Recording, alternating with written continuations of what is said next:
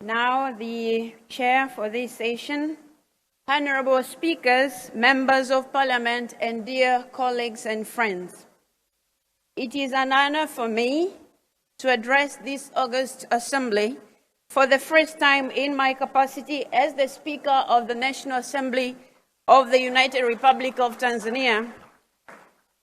Having assumed this position a few months ago, or 2 months to be more precise, please accept warm wishes from the members of Parliament of Tanzania.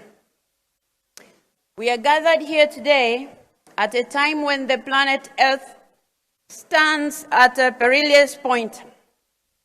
This August Assembly comes just a few months after the critical meeting of COP26 in Glasgow.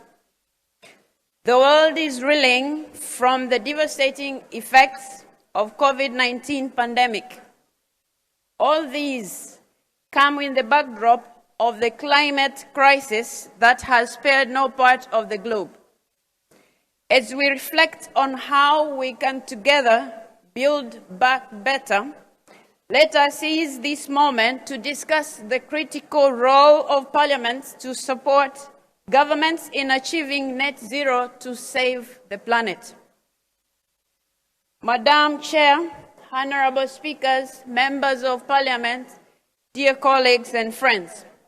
7 years ago, in the landmark Paris Agreement, countries made commitments to address the vagaries of climate change through various measures: adaptation, mitigation, loss and damage, financing, and developing nationally determined contributions. Since then, some milestones have been achieved. However, the threat to planet Earth remains huge and real. As fast as the click of the clock, we have witnessed the surging of the consequences of the climate crisis: severe floods, prolonged droughts, sea level rise, declining crop yield, food insecurity, all of which have adversely affected human lives.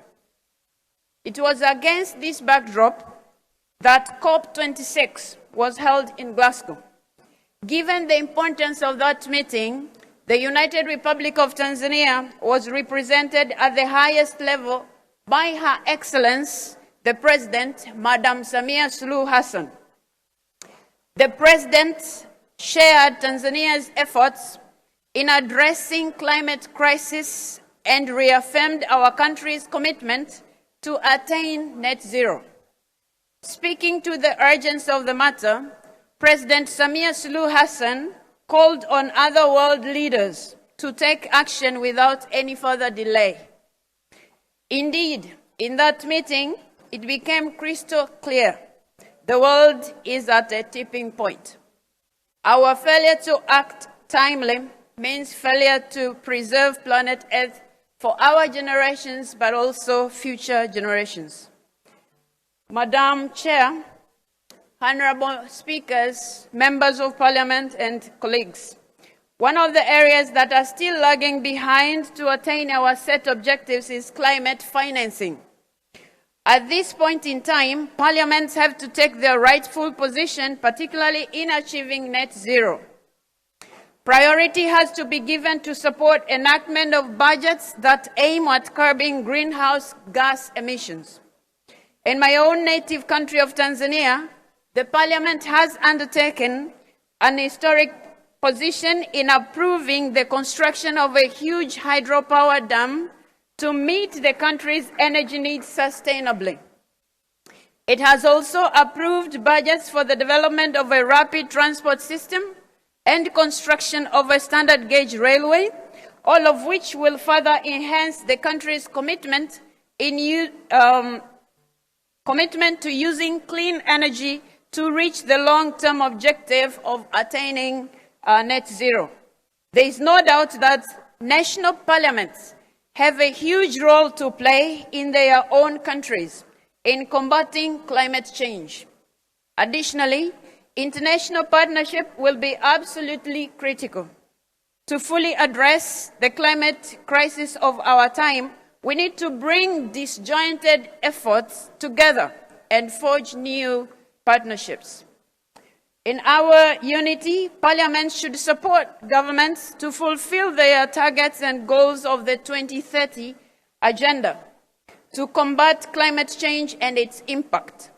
In particular, we have to urge in one voice developed countries to keep their promise of providing $100 billion per year for climate action by 2023, a goal that could not be fulfilled by 2020.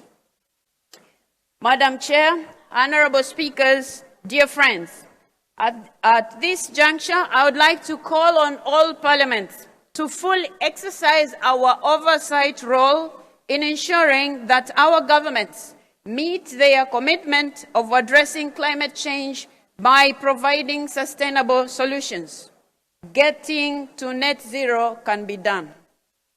Our father of the nation, Julius Nyerere, affectionately called Mwalimu, a Swahili word for teacher, always inspired us with the words, "It can be done, play your part." I am happy to be his voice today to motivate this August Assembly by saying, "It can be done, let us play our part." I thank you for your attention. Gracias.